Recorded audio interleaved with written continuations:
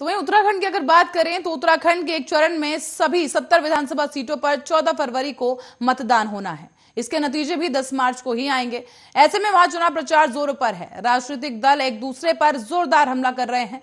दिल्ली से भी बड़े बड़े नेता चुनाव प्रचार को लेकर पहाड़ी राज्य में पहुंच रहे हैं।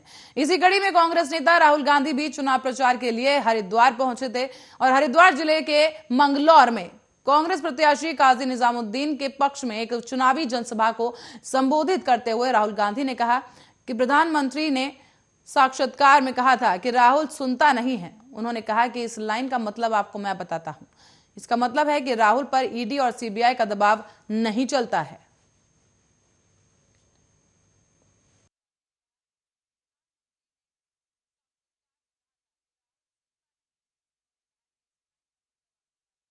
कि प्रधानमंत्री सोचते हैं कि सबको उनसे डर लगता है, लेकिन उन्हें उनसे डर नहीं लगता। उल्टा उनके अहंकार को देखकर मुझे हंसी आती है। देश को अरबपतियों और गरीबों के दो हिस्सों में बांटकर दो हिंदुस्तान बनाने के अपने आरोप को दोहराते हुए कांग्रेस नेता ने दावा किया है कि प्रधानमंत्री ने नोटबंदी और गलत जीएसटी जैसे फैसलों को लागू कर छोटे व्यापारियों, दुकानदारों, किसानों और मजदूरों को बर्बाद कर दिया है।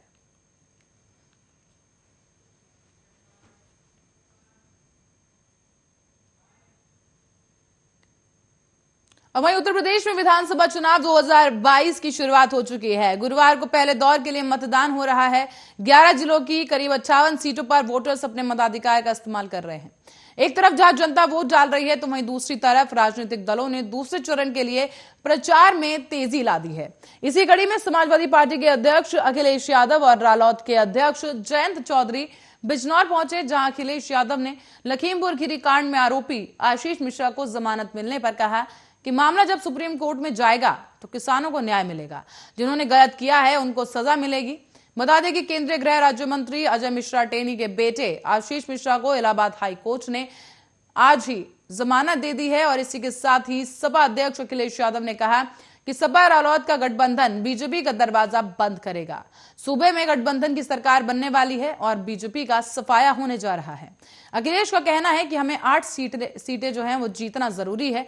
बिजनौर बहुत महत्वपूर्ण जिला है। पिछली बार गठबंधन के दोनों सांसद जीते थे और इस बार पूरी की पूरी सीटें गठबंधन के साथ होंगी।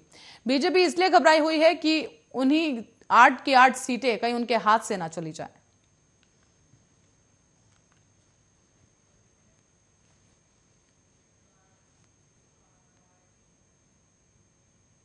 वहीं आज अखिलेश यादव और जयंत चौधरी चुनावी जनसभा को संबोधित करने के लिए नुमाइश ग्राउंड बिजनौर पहुंचे। जहां जनसभा को संबोधित करने के लिए उसके बाद दोनों ने बिजनौर की नुमाइश ग्राउंड से शक्ति चौराहे होते हुए डाकखाने से एक रोड शो निकाला। इस रोड शो में जहां हजारों की संख्या में लोगों ने भाग लिया तो वहीं बिजनौर की सड़कों पर एक बड़ा जनसैलाब भी देखने को मिला। जयंत चौधरी ने कहा कि आपने चौधरी अजीत सिंह का हमेशा सपोर्ट करते हुए उन्हें जिताने का काम किया है। इस दुष्यंत की धरती में इसको मैं नमन करता हूं और आज यहां बिजनौर पर अच्छी धूप खिल रही है। आपकी गर्मी भी खूब दिख रही है। बड़े नेता ने अपने छोटे नेता को पैदल कर दिया और छोटे नेता को गुस्सा ऐसा आया कि उप मुख्यमंत्री को स्टूल पर बैठा दिया और स्टूल के साथ साथ उनका गुस्सा रुका नहीं। अभी मैनिफेस्टो आया, मैनिफेस्टो से उनकी तस्वीर निकाल दी। जो बड़ा नेता अपने छोटे नेता को पैदल चला सकता है और पैदल चलने वाला किसी को स्टूल पे बैठा सकता है, तो बताओ क्या भला होगा जनता का।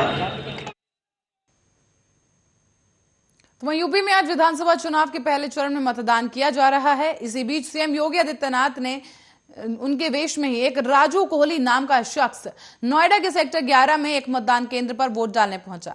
इस दौरान लोग उनकी तस्वीरें और वीडियो लेते नजर आए। वीडियो में देखा जा सकता है कि राजू कोहली नाम का यह शख्स सीएम योगी आदित्यनाथ की वेशभूषा में नजर आ रहा है। इसके साथ ही लोग उसे वोट देने के लिए जगह देते नजर आ रहे हैं और राजू कोहली को कई लोग योगी बाबा के नाम से भी संबोधित कर रहे हैं। इतना ही नहीं बल्कि उनके समर्थक उन्हें सुरक्षा देते भी नजर आ रहे हैं। सोशल मीडिया पर यह वीडियो खूब तेजी के साथ वायरल हो रहा है। आपको बता दें कि आज यूपी के 11 जिलों में मतदान हो रहे हैं। दोपहर 1 बजे तक मिली जानकारी के अनुसार करीब 35.3% मतदान किया गया।